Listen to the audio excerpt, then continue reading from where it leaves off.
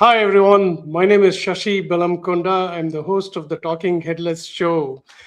Very happy to have you all here. And this show was mainly created to elevate the profession of analyst relations and the analyst relations community. Today we have a really fantastic lineup of guests. We have Kate Mauser, who leads analyst relations at Boomi. We've known each other for a long time, it feels like, but she's been in the business for over 20 years, enterprise software, AI, and data management. Previously working for large companies like SAP, Domo, Tableau, and I'm going to leave the personal interest aside because I want to ask her that question. And after the first episode, we'll have John Santaferraro, who's the CEO and head research analyst at Ferraro Consulting. This is almost like an international show because very often we have people from different parts of the world, and you'll hear from John where he's coming from. He's been an industrial consultant, another CMO turned analyst, and he's been working with companies like Google Cloud, SAP, etc. there. So with that, I'm going to bring up Kate up to the stage, and I hope you'll all join, post your comments and your questions for the panelists, and we'll also show them up on the screen. So with that, everybody, please welcome Kate Mauser.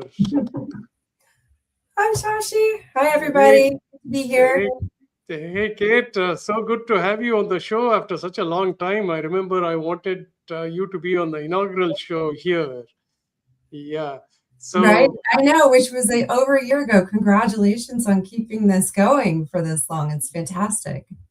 Thank you. No, this is really nice. So I like to start off by, I'm very interested in people's, career to where they are today.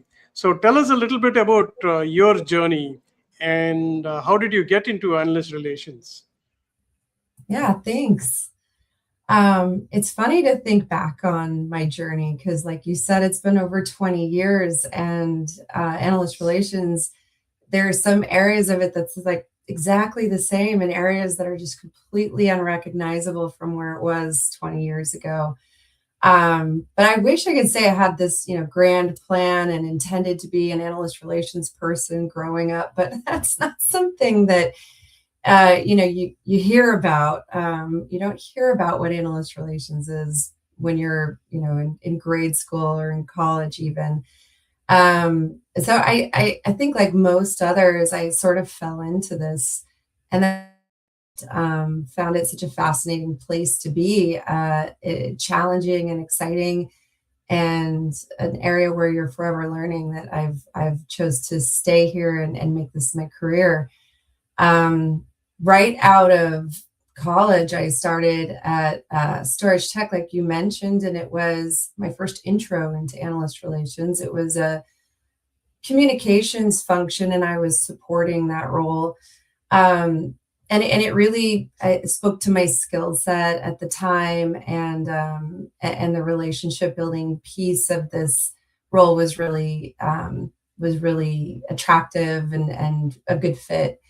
Being on the hardware side was interesting. I learned quite a bit about disk drives and the industry. But I switched over to software pretty quickly, went to JD Edwards, which was then acquired by PeopleSoft, and then moved over to SAP. Those are, large enterprises with global footprints in the high-tech space, and really spanning a lot of different technologies, from ERP applications to platform technologies, everything from security to content management to business That's intelligence. quite a variety. Yeah, right. One of the benefits of being in such a large company is all those opportunities. There's a lot of different ways you can slice and dice analyst relations based on discipline and area. So it was quite an exciting place to be at these large enterprises. From SAP though, I did move my career in a way that we had a great global team structured for the technology platform business unit, which was exciting to be managing that team. Moved to Domo, like you mentioned, which I kind of switched gears and was just a team of one person building an AR program from scratch. So it was very much a complete 180, and offered an amazing different perspective on analyst relations. So that was exciting, and what I learned from that was able to apply at Tableau, where when I came on board, the momentum was so exciting and so fast with the way Tableau was growing, that there was this just massive opportunity to grow and scale an analyst relations team for that company and the trajectory that it was on, to result in being acquired by Salesforce. So back at a large mega vendor, global enterprise software company. When the Boomi opportunity presented itself, it was exciting to see kind of another challenge, a company that has been around and established with an established customer base, but just being divested from from Dell, needed to rebuild the foundation of AR. So that's where I am now. I've been here for 3 years.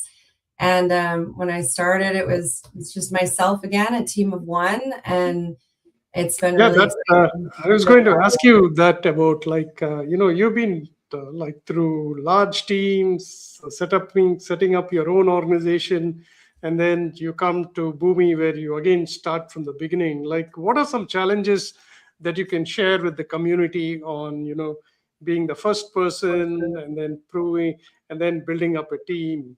How do you do that?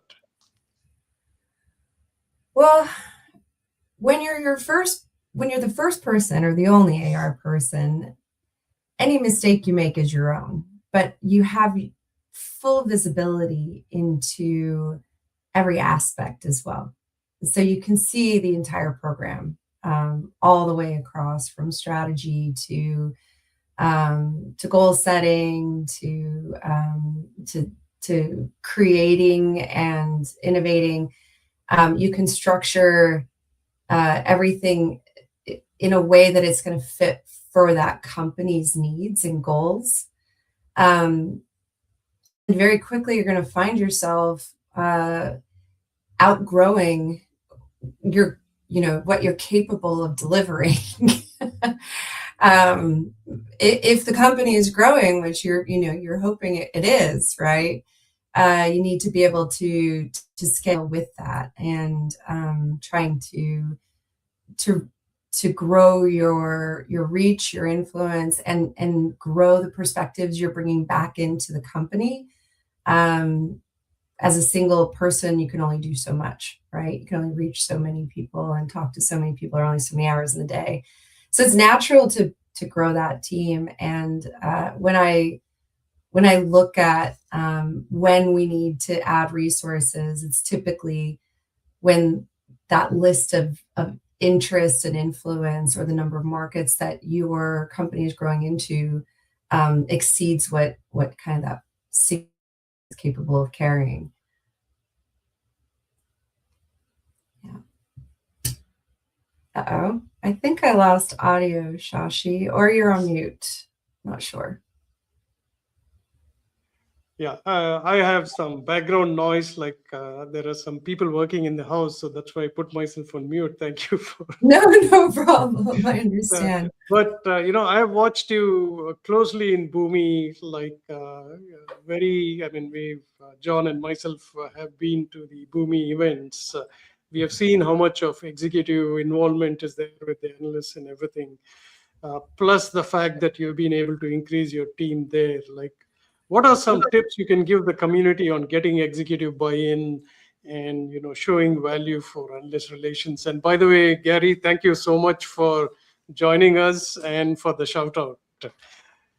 If anybody has any questions or comments, please post them and we'll make sure we'll answer them. Thank you.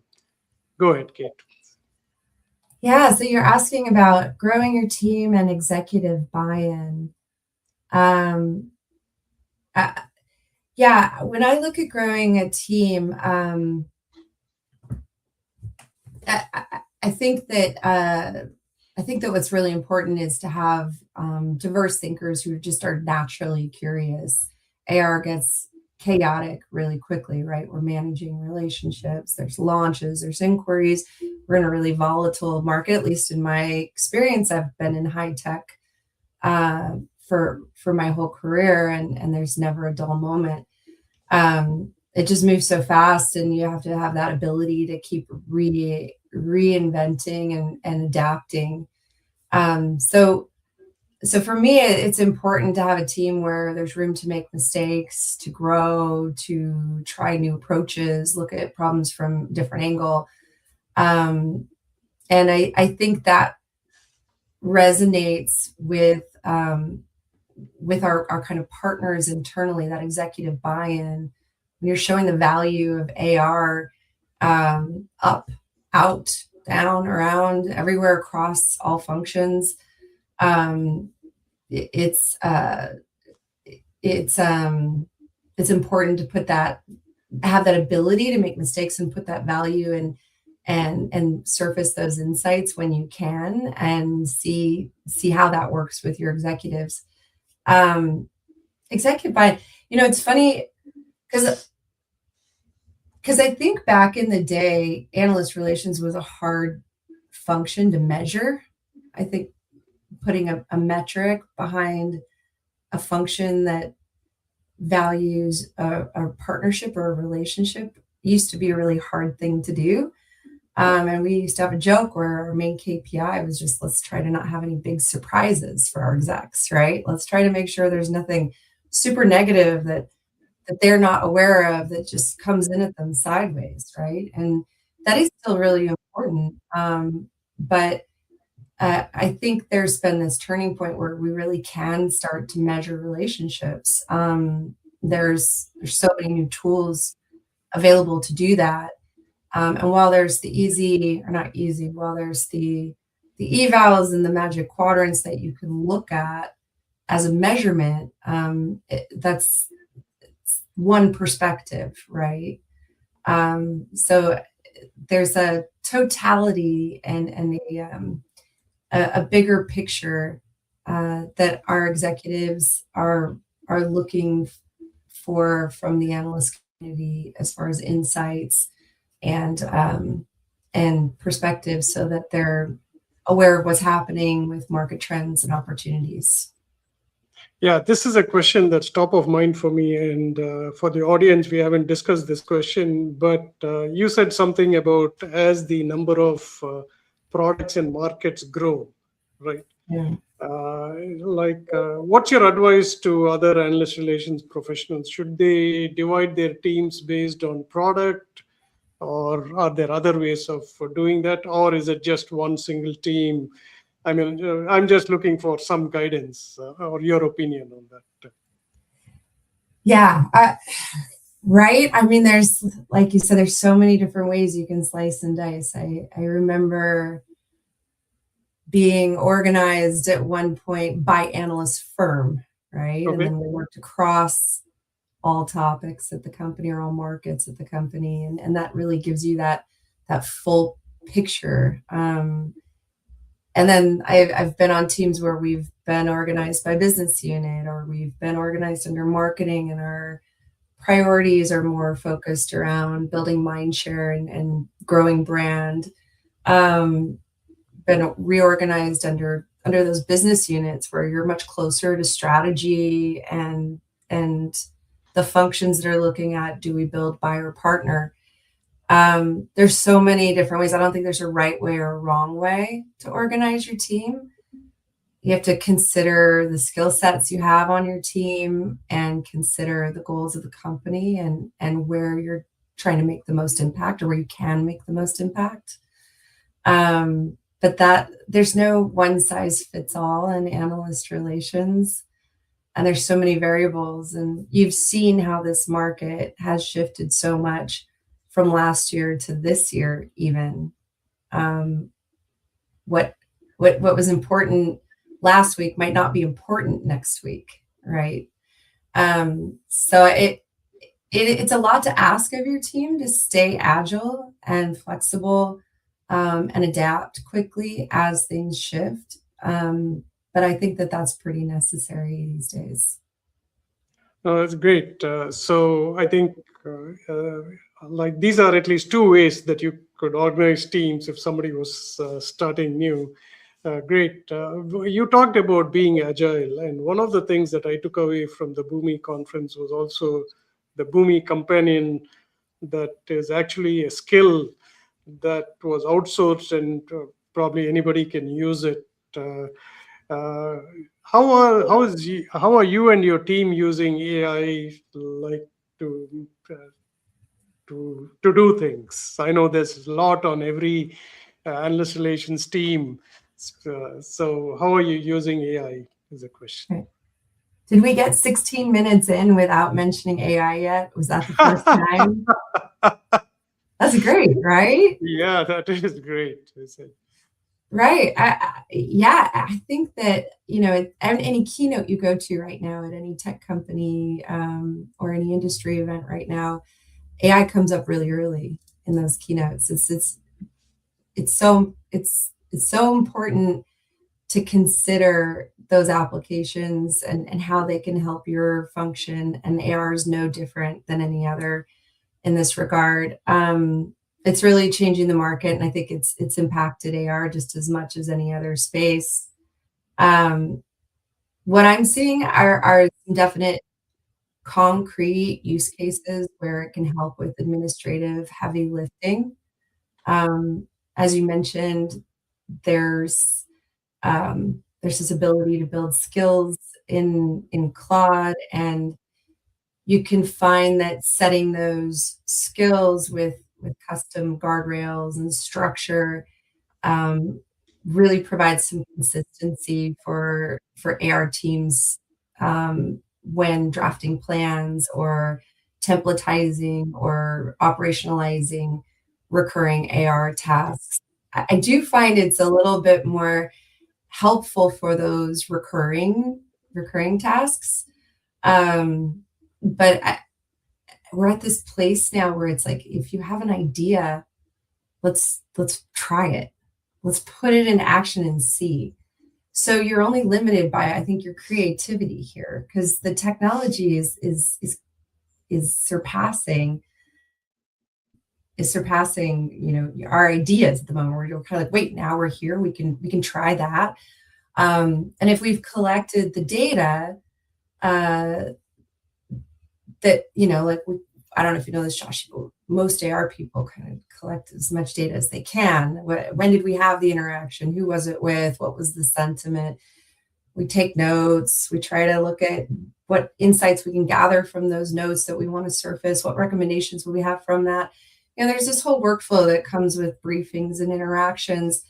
And we try to capture that data as well. And now with AI, there's just a million different ways you can layer that data for insights as to how to make your program more efficient, or where to prioritize your time.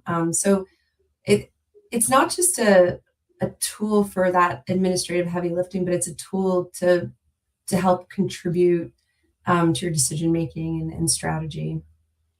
That's very cool. Yeah, you did. I'm so glad that you have a wonderful team with both Colin and Barbara June, right? Yeah. Yeah, that's Yeah, I've been lucky throughout my career. I can tell you, the AR community is a really amazing place to be.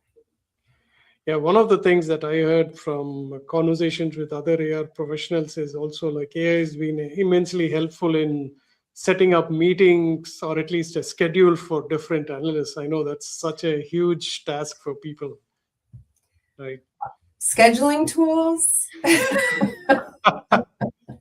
Yeah, a lot of thoughts about scheduling tools. Yes, that's true. You So know, I a lot of companies still do them manually. Like they'll build out spreadsheets with matrices, and excuse me, I'm super bright right now. But they'll build out uh, uh, things manually into spreadsheets and then manually build out agendas. And this is an area now where AR can do that. AI can do that for you. So it will free up your time just to spend thinking through the content, the objectives. Are we building, the right flow and infrastructure at this event so that there's value for the analysts as well as the executives and customers that they're meeting with. But yeah, a lot of I still see a lot of manual work going into events. and it is a lot. Now, one question: since you've been in this industry, what advice do you have for new people who are thinking about AR as a profession? I mean, it doesn't have to be their first career, but I've seen a lot of people in different professions also move into analyst relations. What are some attributes that they should carry with them? What constitutes a good AR person? Yeah, I think if you're lucky enough to fall into AR right out of school, you're going to be set up for success here. It's a space that I see is typically a pretty lean um, organization, but highly strategic.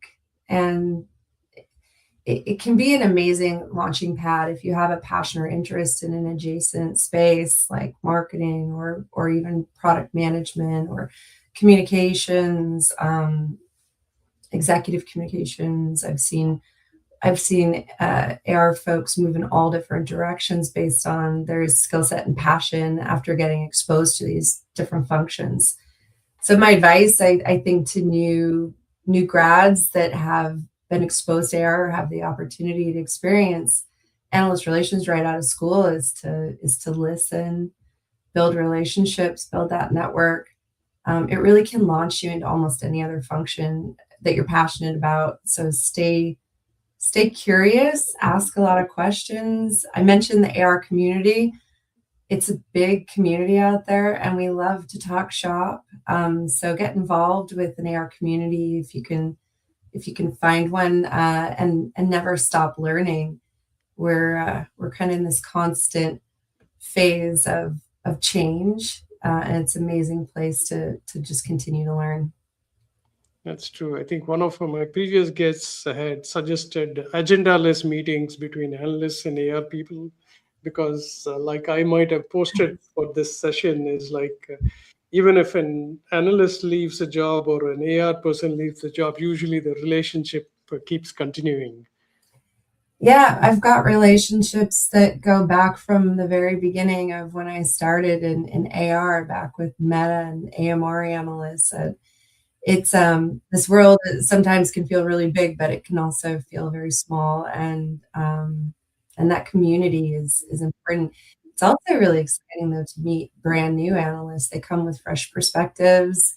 It's just keep your options open and your mind open.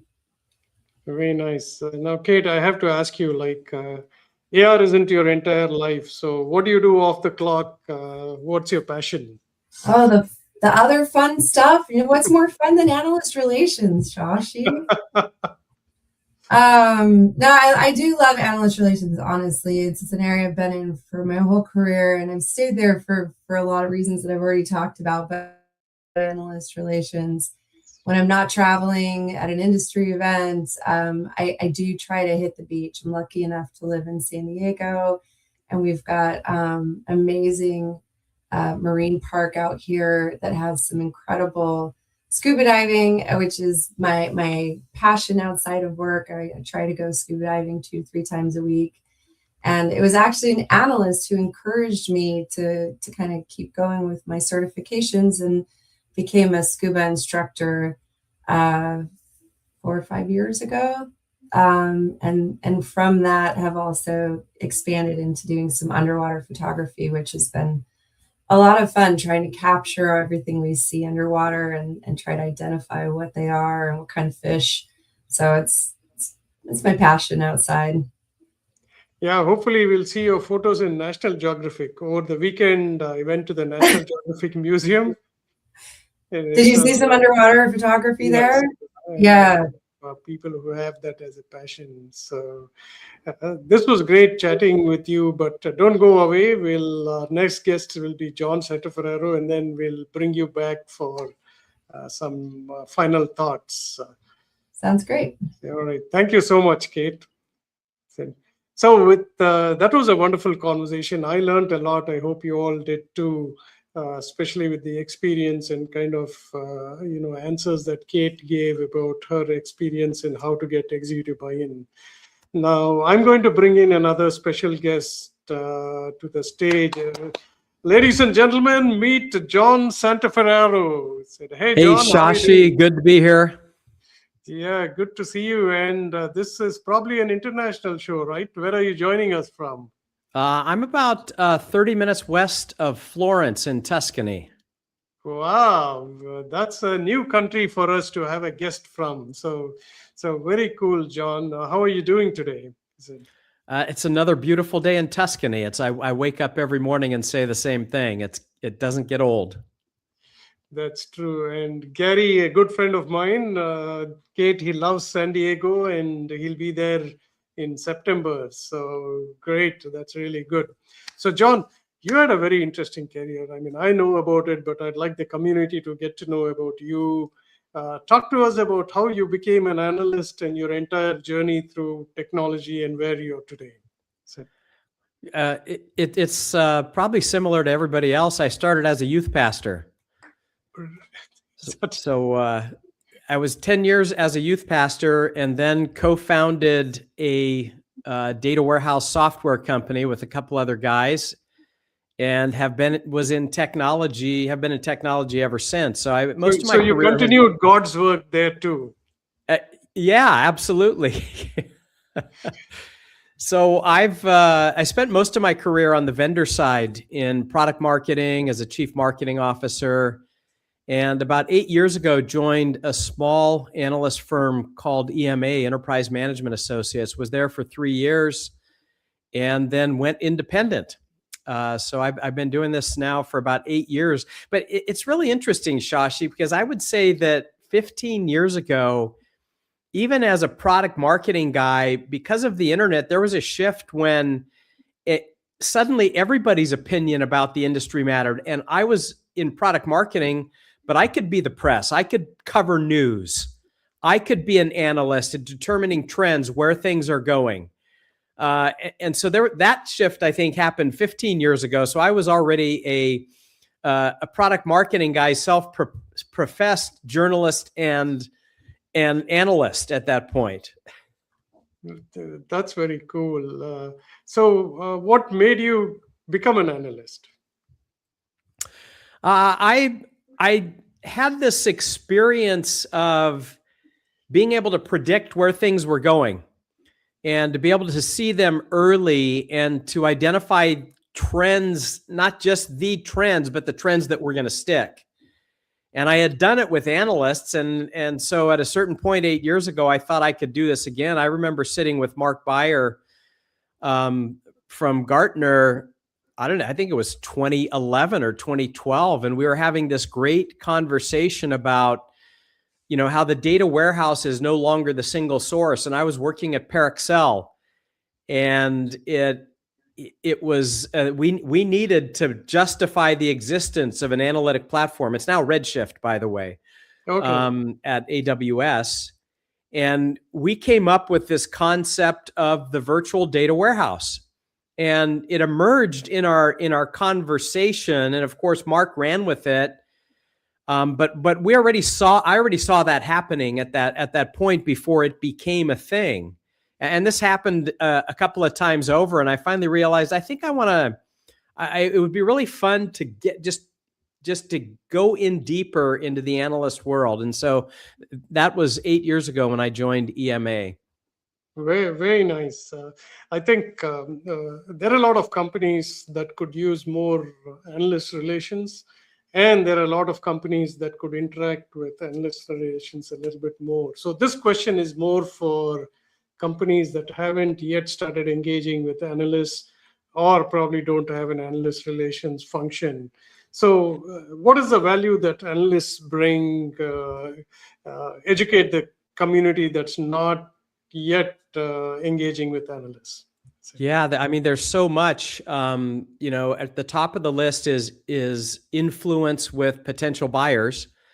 There's research capabilities to actually have numbers and more factual kind of information behind what you're saying as a company. There's advisory, just being able to get, to be able to confirm go to market and competitive and things like that. We, as analysts, we get briefed by, almost everybody in the data analytics and now AI industry. You can't say all the AI industry, but so we gain this perspective of the marketplace that analysts can validate for you as a startup or as a mid-sized company, your go-to-market efforts. And then I think that there's on top of that, there's the thought leadership stuff, the being able to co-author thought leadership, being able to utilize the thought leadership of the analyst community to be able to develop your own thought leadership programs by identifying with certain trends and certain analysts. And then analysts create third-party content that is more trusted by companies, by potential buyers than your own. You, as a company, you can go out and create your own collateral, and that's getting easier and easier. But the analyst community provides a third-party validation to it that ends up being more trustworthy for your buyers. I'm sure I'm missing something there, but that's a handful at least. Yeah, I think the one thing that you're missing is also very important, which is AI-powered search brings up different viewpoints. So it'll obviously bring up content created by analysts. So you made some very good points. You've actually interacted with a lot of companies. What are some best practices you've seen with analyst relations, and how do you want analyst relations people to interact with analysts like yourself? Yeah, I at the very top of my list, the best analyst relations people understand the different strengths of the different analysts. Not every industry analyst is alike, and there's certain personas, right? There's some analysts that are really good at research. Others are really good at thought leadership. Others are really good at sort of strategy and go to market and understanding the industry. Others have a marketing background and can help, evaluate your go to market. Personally for myself, my greatest strength has been in messaging and positioning. And I have a program that I use called Impact Messaging that I've been using for almost 20 years now. I developed it in product marketing, and I've used it with a number of different companies, all the way to Fortune 5 companies down to new startups, to help them, position even in their early seed rounds. Every analyst brings a different, and so if the best analyst relationships per people to me are the ones that have really figured out how to identify what each analyst does well, and to recognize we are not all one profile, one persona. Yep, that's true. Continuing on that length, what have been some approaches that you really liked from analyst relations, and how have you built these relationships? Yeah, I mean, well, having been in this industry for 30 years, it seems like the relationships that I have developed over time. So I think that there's a benefit to that. But some of the things that I really like about that have been good experiences for me are the The analyst events, of course, are a great way to really connect with a company and go deeper than you can just in a briefing or in a series of briefings. So those are good. I was really impressed with, in SAP does a thing where before their big Sapphire conference, they invite in about a dozen analysts, and they bring in all of the people who are going to be doing the keynotes, and they run all of the messaging before us as a group of analysts, so that when they stand up on the stage, what they're saying, they have this one time a year where their audience is all right there with them, virtually and on site. And when they stand up to give those messages, they've been battle tested. They've been torn apart. And the analysts don't always agree, right? I was the last one of these that I did, Shashi. It was, I think it was everyone else against me. But I'm sorry. I'm not gonna like kowtow just because I don't agree with 11 other or 12 other or 15 other analysts. I'm gonna tell you what those kinds of discussions that that SAP curated were really powerful. I think for them to be able to fine tune their message. I think that's a great. That was one of the best experiences I've had with the analyst community. And the other part is just communication. It's like communication. Just let us know. My pet peeve, Shash, I would love to get your opinion on this, because and this may not be popular with it, but these analyst portals, I hate analyst portals. It's like when everything gets stuffed into a portal and I get this weekly summary of what's in the portal. I literally have stopped covering companies just because I refuse to go and just be the one to look around the portal to figure out what I need to know to cover that company. That's a great question. I think there are people who like the portals too. For example, like if they hear about a company and they want to go back to, hey, where was the announcement? That may be one single place. Plus, some of the content is also very exclusive to only analysts, and it's not published. So that will be another good thing that's there. So I think we have a question from Julie. Like, she's been dying to know what analysts really think about the analyst portal. I think my answer is thank you, Julie, for the question. My answer is that it can be the only single source. It can be a repository for people to go to if needed, but I think, like you, I would prefer a direct communication whenever possible. But thanks for bringing that up. I do go back to the portal whenever I say, like, hey, I have to either search my email or look for more information there. Sometimes thinking about the analyst relations end of it, if there is only one person, it might be a little bit more easier for them to use a portal than probably an email communication. But this is something that should be debated to make it very easy. I think that's a point well taken. Thank you for bringing that up. And thank you, Julie, for the question. Do you want to add anything to what Julie asked? No. I think that's it. I do think that I understand the concept, right? But this is analyst relations. And at the point that you take the relationship out of the equation, it breaks down. And I believe that there still is a lot of importance in the human contact and in an actual relationship between analyst relations and between us as analysts.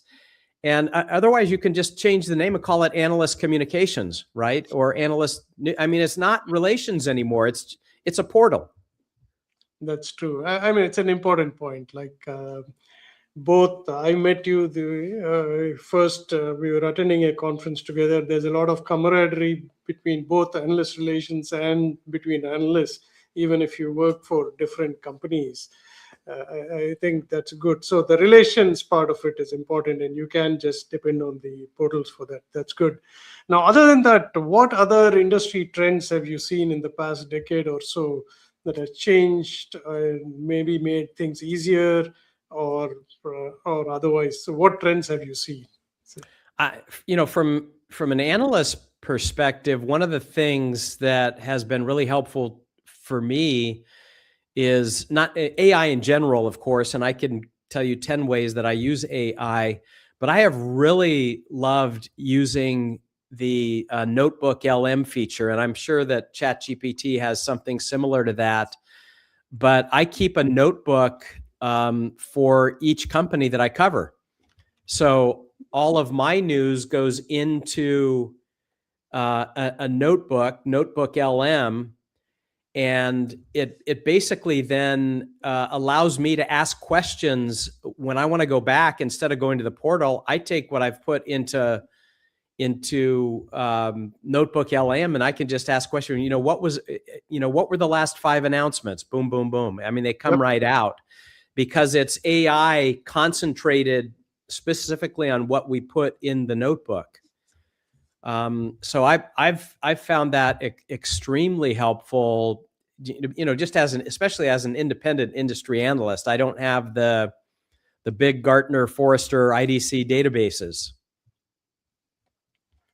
Yep, I think that's a good aspect. I feel like research time is actually reduced a lot because you don't have to go link by link, and you can get a lot of things. So I agree with you.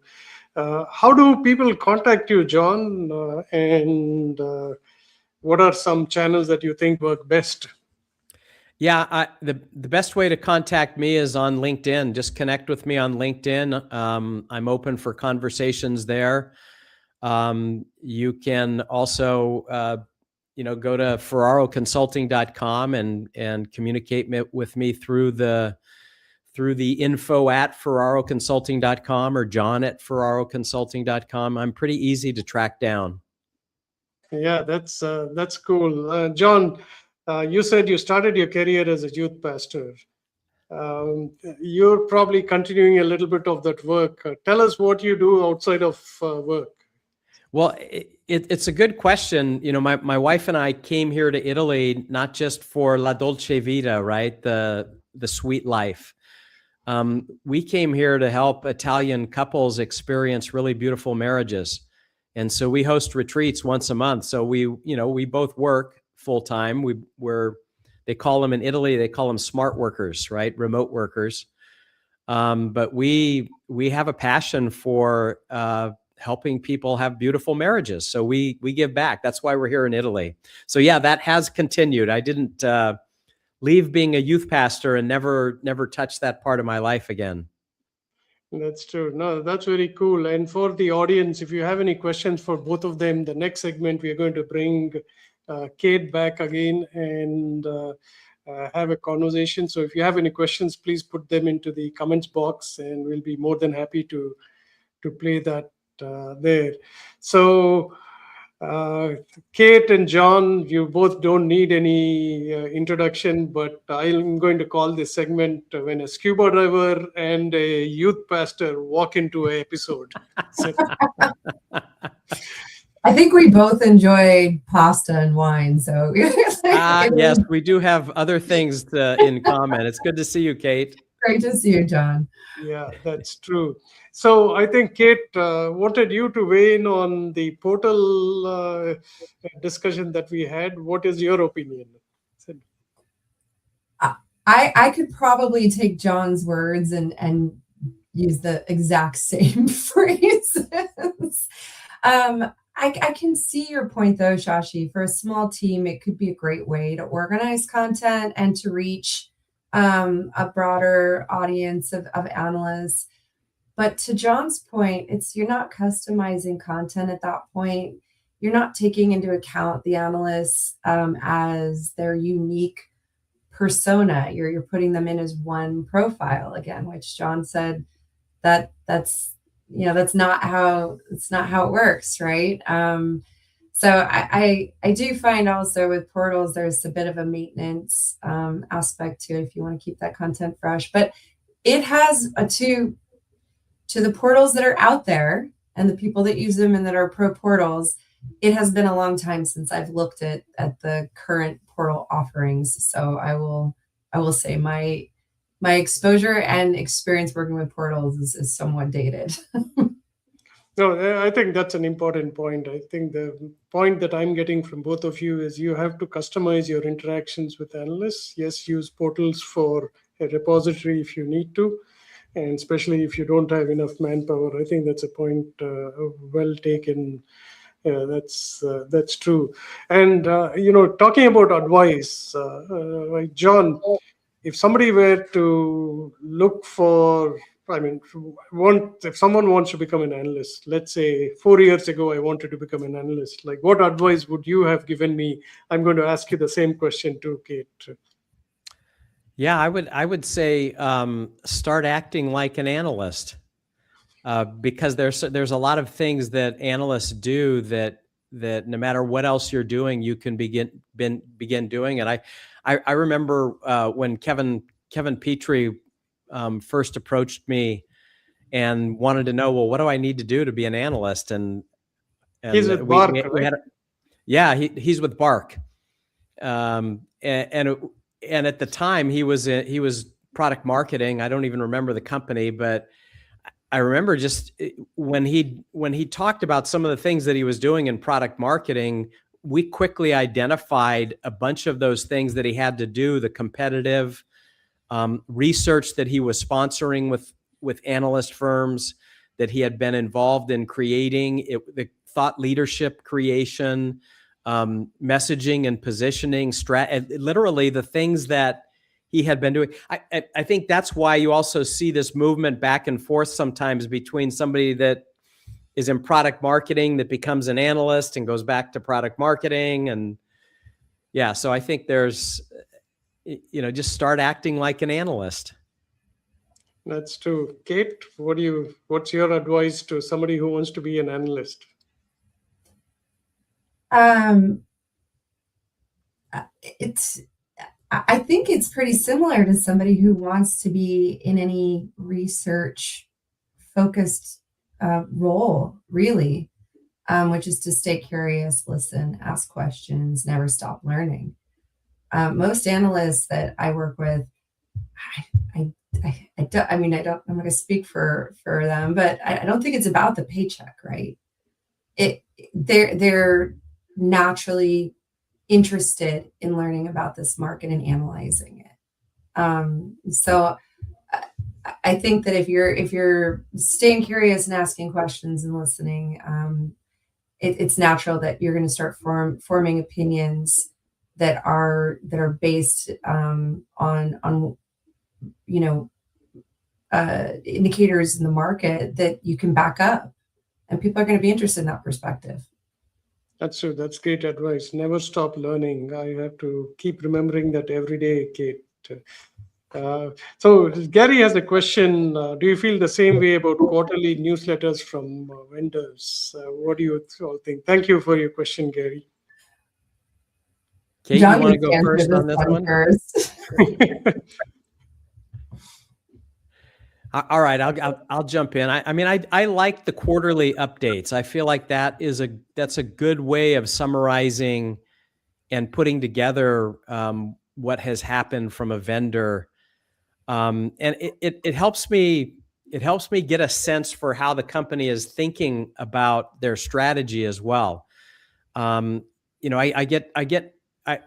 I remember a quarterly update. I'm not going to name the vendor that I got it from, but I got this probably about 2 weeks ago, and it only had the bulletins of what had happened over the quarter. And from my perspective, what they had done in the last quarter was pretty significant. But in the quarterly newsletter, they didn't position it well. They didn't put the pieces together to say, "Wow, look at what we have achieved." So I love the quarterly update, but I think it needs the story. It needs the story to bring it together as well, not just the bullet points. It's true. Kate, any insights? Yeah, I'll echo John's John's advice there as well. When you're structuring your newsletters, why does it matter? Why are you sending this? Just like any internal newsletter that you do for your stakeholders internally with insights, why is that relevant? Why are you sending this? What is it that you're saying that from that insight that applies to the company or to an opportunity, or what recommendation is there from that insight? I think the same thing goes with these external newsletters. If you're just sending a list of things for people to click on, you're missing an opportunity to highlight why it matters and why it's differentiating and what value it's providing customers. So use it as a good opportunity. And there's ways and tools out there where you can see, is this hitting the mark? Does this have the right level of information for the analysts? Are they curious and clicking on customer use cases? Is that important to them? Or are they just looking for product updates? And again, to John's point earlier, which honestly is going to stick with me for quite some time, I think, analysts are not all one profile or persona, right? So these bulletins, you can, I think, really communicate and distribute great updates and insights to the analysts of what's happening with your company to a broad group, but know that they're not all going to be interested in everything in that, right? There's going to be pieces that are going to be more relevant to John, maybe about go-to-market, versus pieces that are going to be more relevant to someone else who has that maybe more technical background or has a broader scope or a vertical focus, right? That's true. I think one secret weapon that everybody could use is probably LinkedIn. Like in my experience, I get more news from following CEOs of companies where they post the news first. So that's another channel I'm sure could be used too. We're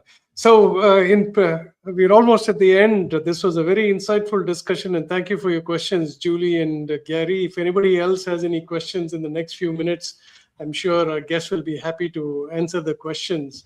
But in terms of trends, are you seeing that the information cycles are becoming much faster? So even when you think about quarterly, it may not be enough because of all the developments that come at both analysts and analyst relations faster. What are your thoughts? Kate, you want to go first about like handling so much of information that's coming to you, and then you've got to communicate to your audience? Yeah, I do think things are faster, but there's so many different channels and methods and ways to communicate now that you've got options. You don't need to just blast emails every week with whatever the latest update is. Lots of different ways to communicate so that you're not just using one medium over and over again. But yeah, I think it is faster. It's a lot to consume. And I'm sure folks that are on the consuming end of all this information are using their own tools to not sitting there reading every single thing that they're coming across, right? They're using tools for summarizations, pick out what's most important to me and let me know, surface it to me so I don't need to click on things. Yeah, I think that's definitely, things are definitely fast and speeding up. Thank you. John? It's an interesting question, Shashi, because everything is moving faster except people.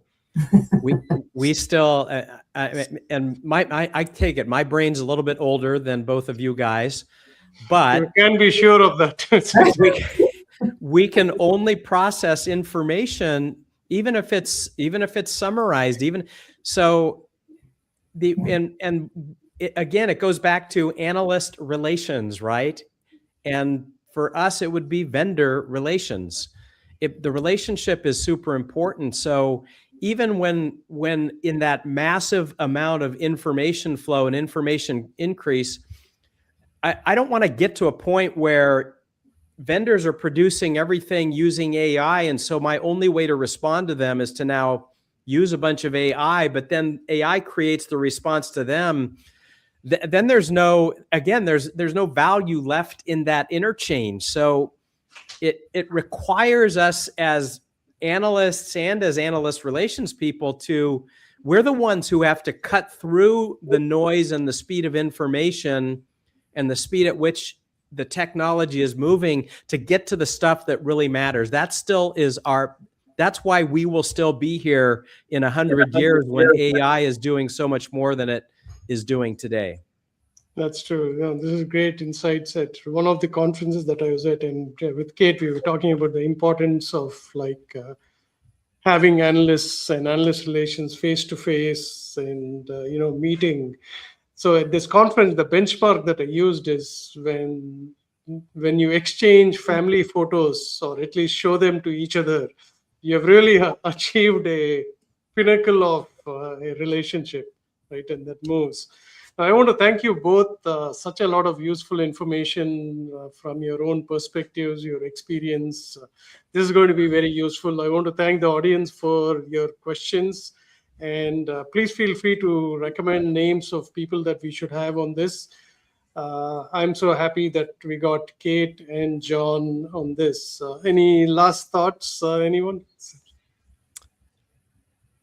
Just to thank you, Shashi. Thanks for having us. Great to see you. Great to see you, Kate. Really good to do this with you guys.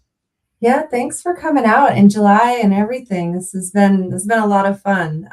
Look forward to hopefully another time down the road, Shashi. And thanks for the opportunity. Thanks, everyone. Thank you.